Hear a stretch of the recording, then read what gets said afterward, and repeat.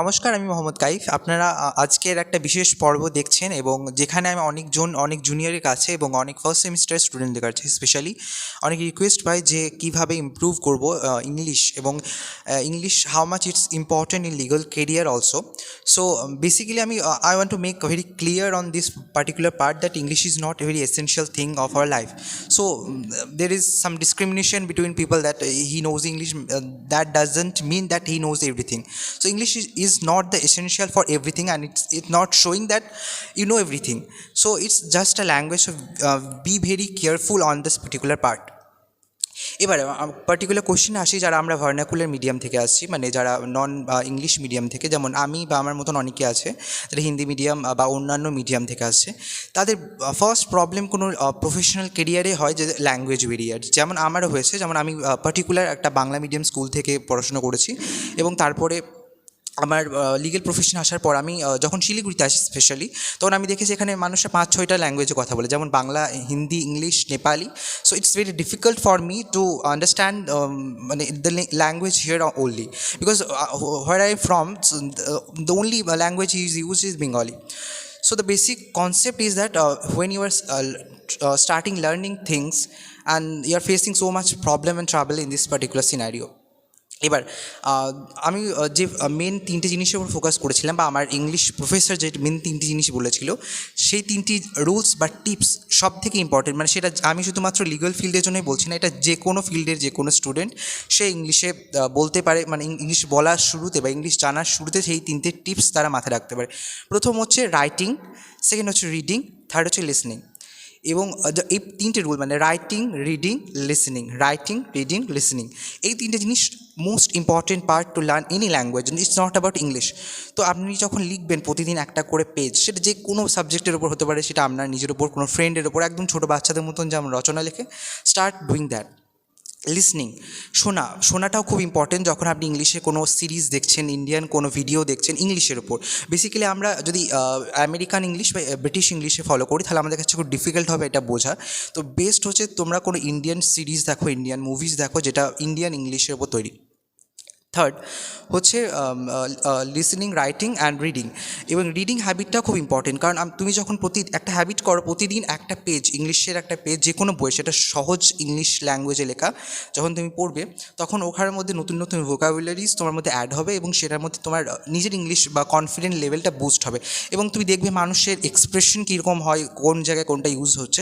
So reading habit is very important. তো 3টে জিনিস, রাইটিং, লিসনিং অ্যান্ড রিডিং, মানে তুমি যখন ইংলিশ গান, মুভি এগুলো শুনবে, দেখবে, বুঝবে, তারপরে দেখবে আস্তে আস্তে তোমার মধ্যে একটা কনফিডেন্ট বিল্ড আপ হচ্ছে। এবং আজকের যেটা বিশেষ ব্যাপার বলছি, যে আমার ভিডিওর একটা বিশেষ অতিথি এসেছেন আজকে, বাট আমি গুলাবিকে অনেক টাইম বা ম্যানেজ করে পেয়েছি। সো গুলাবি হাসদা, আমি প্রথমে ওনার সঙ্গে ইন্ট্রোডিউস করাতে চাই। Gulabi Hasda, she will be the first Adivasi tribal Santali women from her state. She will be the first lady advocate. So Gulabi হাসদার ইন্ট্রোডাকশনটাও মানে একটা বিশাল বড় ব্যাপার, কারণ আমরা একটা হিস্টোরিক্যাল ওয়েতে আছি। কারণ Gulabi Hasda, she is from Jharkhand and Godda district. আর ঝাড়খণ্ডের প্রথম উনি ট্রাইবাল সাঁওতাল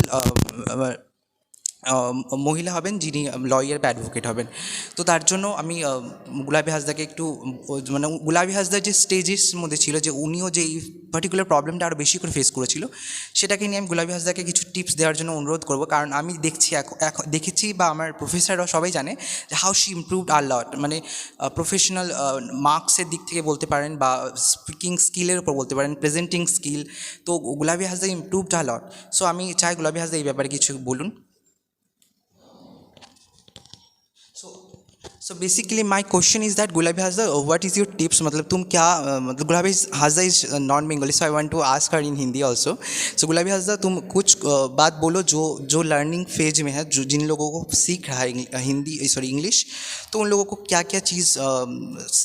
क्या चीज़ के ऊपर ज़्यादा महत्व देना चाहिए, या फिर फोकस ज़्यादा करना चाहिए, कौन सी चीज़ के ऊपर अकॉर्डिंग टू यू?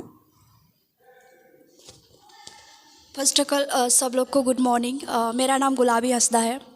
तो जब मैं कॉलेज में अटेंड की तो मेरे को कुछ नहीं आती थी, कुछ इंग्लिश भी नहीं, क्योंकि मैं बेसिकली हिंदी मीडियम से पढ़ी हूँ।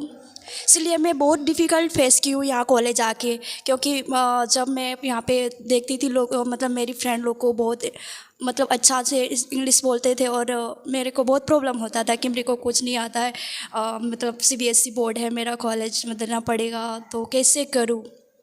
तो मतलब डिफ़िकल्ट, मतलब मेरे को रोने जैसा लगता था कि मैं क्या करूँ। तो मतलब बहुत ऐसे देखती तो बहुत डिफ़िकल्ट, जो मैम लोग मेरे पढ़ाते थे वो भी मेरे को समझ में नहीं आता था, क्या करूँ, ऐसे वाला फीलिंग होता था। फिर मैं मतलब ऐसे सिचुएशन आ गया था कि मेरे को इंग्लिश नहीं आता है, उसके वजह से आता था, इसके वजह से इतना डिफ़िकल्ट मैं फेस की कि ऐसे सिचुएशन आ गया था कि मैं कॉलेज छोड़ दूँगी, ऐसे वाला।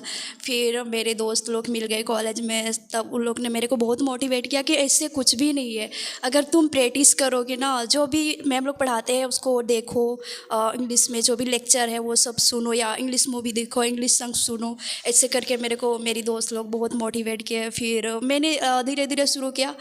तो फिर बहुत प्रैक्टिस करने के बाद मेरा अभी मतलब ठीक है, मैं सब कुछ कर सकती।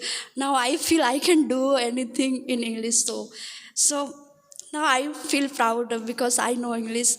So thank you. आप लोग भी ऐसे ही प्रैक्टिस कीजिए, ऐसे मत सोचिए कि मतलब मेरे को इंग्लिश नहीं आता है, क्या मैं कम हूँ, मेरे से नहीं होगा, ऐसे कुछ भी नहीं है। अगर आप लोग प्रैक्टिस करेंगे ना तो आप लोग का भी ऐसे होगा, जैसे मैं कर सकती हूँ तो आप लोग भी ज़रूर कर सकते हैं। तो आप लोग भी ऐसे ही कोशिश करिए और आगे बढ़िए। Thank you. So rightly Glavi has just mentioned that practice makes a man perfect. তো তুমি যতটা বলবে, যতটা তুমি কমিউনিকেট করবে, যেটা নিজের সঙ্গে হতে পারে, সেটা একটা ইন্ডিভিজুয়াল কোনো আয়নার সামনে দাঁড়িয়ে বা কারোর সঙ্গে কথা বলবে, তত তোমার ইংলিশ ইম্প্রুভ হবে, কোনো একটা ল্যাঙ্গুয়েজই ইম্প্রুভ হবে। তো practice makes a man perfect. Gulabi Hasda has rightly pointed out and she told about all this things. তো এই বলে আমি আমার ভিডিওটা আর বেশি বাড়াবো না। নমস্কার। আশা করি সবাই খুব তাড়াতাড়ি এগিয়ে যাবেন, আর আমার ভিডিওটা খুব উপকারী হবে আশা করি। সো এই বলে আমার ভিডিওটা শেষ করছি। নমস্কার, ধন্যবাদ।